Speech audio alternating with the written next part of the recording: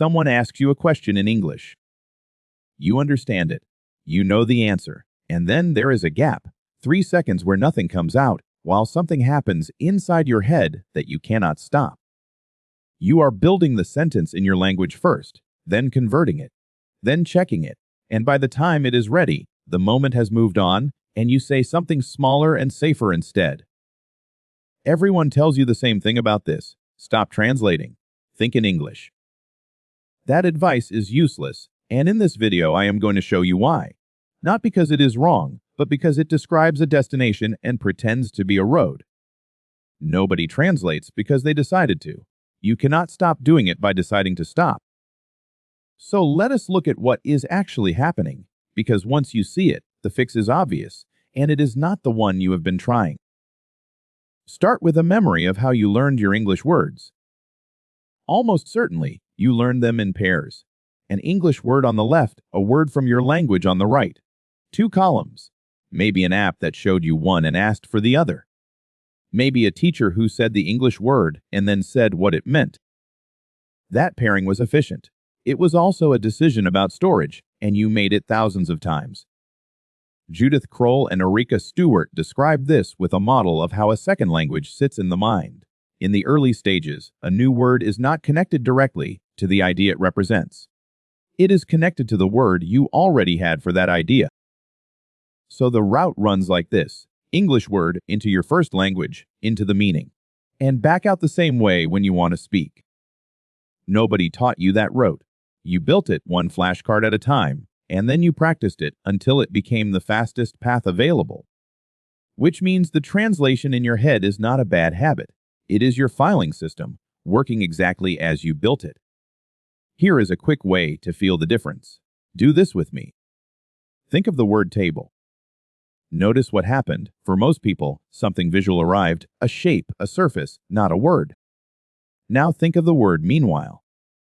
Different, isn't it? Nothing appeared, and if anything came at all, it was probably a word from your own language. That is the same brain, the same person, 2 seconds apart. So the difference is not your level. Concrete words like table get a direct connection to meaning early because you meet them attached to real things. Abstract words like meanwhile almost never do because the only thing you ever attached them to was another word. That is why your translating is not constant. It comes and goes depending on which words you need.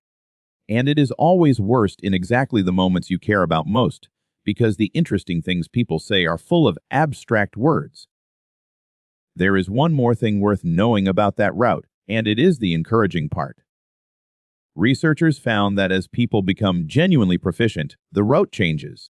The direct connection between the English word and the meaning gets strong enough that the first language is no longer the fastest way through, so the mind simply stops using it. Notice what that means. The link does not get deleted. It gets outcompeted. You are not trying to remove something from your head. You are trying to build something next to it that is faster. Now, why does that route cost you so much? Alan Baddeley spent a career describing working memory, and the important part for us is that it is small and it is shared.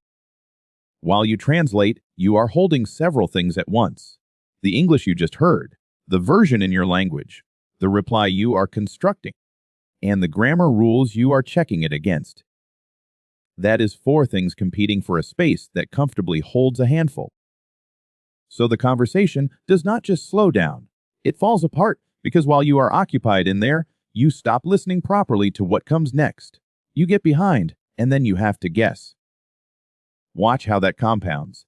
Somebody says one sentence. You spend 2 seconds converting it. In those 2 seconds, they have said the next sentence, which you half hear. Now you are converting a sentence you are not sure about, while a third one arrives. By the 4th sentence, you are not understanding the conversation at all. You are reconstructing it from fragments and hoping. And then someone turns to you and asks what you think. That panic you feel in that moment is not shyness, and it is not a personality trait. It is a system that ran out of room 4 sentences ago. And this is where the first uncomfortable thing shows up. Trying to force yourself to stop translating makes it worse. Suppressing a thought is not free. It is a task, and it runs in the same small space everything else is running in. So now you have 5 things competing instead of 4, and one of them is a security guard watching for a language that keeps sneaking in. People who follow the advice literally do not become fluent. They become slower and much more anxious, and many of them stop speaking altogether. So we are going to do the opposite. We are going to leave the translation completely alone and remove the reason it is needed. Which brings me to the second uncomfortable thing. This is not a speaking problem. You cannot fix it by speaking more. Speaking practice trains you to run the route you already have faster, and a faster detour is still a detour. The translation happens because of how the word went in, so the fix has to happen where the words go in. That is the input side, and almost nobody works on it deliberately. Here is what to do instead. 4 things, and they are smaller than you expect. First, stop storing words as pairs. When you meet a new word, do not write the translation next to it. Write where you found it. Write the whole sentence it lived in, and if the word is concrete, draw the ugliest little picture you can in 2 seconds. You are not trying to avoid your first language out of purity. You are giving the word a second connection, a direct one, so it has somewhere else to go. And when you review that word later, cover the sentence and try to reach the meaning without producing any word at all, just the situation. That feels strange the first few times. That feeling is the new link being built. Second, store chunks, not words. Nick Ellis has argued for years that fluent language is far more formulaic than we think. Fluent speakers are not assembling sentences from individual words at speed. They are pulling out pieces that already exist whole. Think about what you actually translate. You almost never translate a single word. You translate a structure. You reach for the shape of the sentence in your language, and then you fill it with English. If you store the shape in English in the first place, there is nothing to convert. So take the phrases that keep tripping you and learn them as one unit, not the words inside them, not their grammar. The whole thing, as one lump, the way you learned the sentence you used to order coffee. You already have some of these. You do not translate, "How are you?" Nobody does. It went in as a lump, so it comes out as a lump. Everything else can be built the same way. Third, describe instead of retrieving. The most useful 30 seconds in your day is this. Pick one object in front of you and say what it is for in English without naming it. Not the word, what it does, what it is like when you use it. This trains the exact skill that collapses in real conversation, because what actually breaks you is not the word you do not know. It is the moment you cannot reach a word you do know and freeze, waiting for it. Native speakers hit that gap constantly. They just do not stop. They say, the thing you use for, and they keep moving, and the conversation never notices. Describing is not a beginner's compromise. It is the skill that removes the panic that makes you translate in the first place. Fourth, and this is the one people find hardest to accept, allow the translation. Some words in your head only exist through your first language, and rebuilding all of them will take years. When one of those arrives, use the route you have. Do not fight it in the middle of a conversation. The goal is not to have a mind with no first language in it. That mind does not exist, even in people who have lived abroad for decades. The goal is to make sure the 20 structures you use every hour do not go through it. Fix the frequent things. Let the rare things translate. One last thing to stop doing, because it quietly works against all 4 of those. If you learn with subtitles in your own language, or with an app that shows you the translation the moment you hesitate, you are rehearsing the exact route you are trying to replace. Every time the meaning arrives through your first language, that path gets a little faster. You do not have to give those things up, just move them later.